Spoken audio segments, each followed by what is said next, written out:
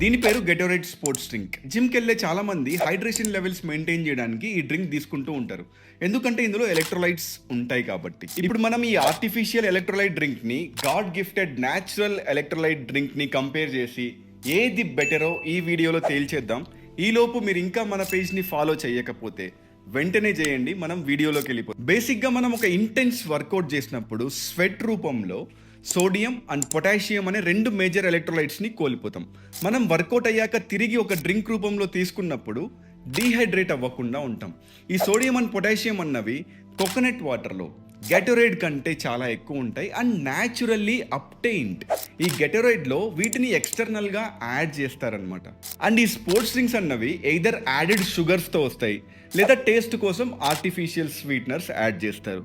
మనం ఏ రకంగా చూసుకున్నా కోకోనట్ వాటర్ని హైడ్రేషన్ పర్పస్లో బీట్ చేసే డ్రింక్ ఇంకొకటి లేదు. నేను ఇది బ్యాడ్ అని చెప్పట్లేదు, ఇది బెటర్ అని చెప్తున్నా. Hope you understand.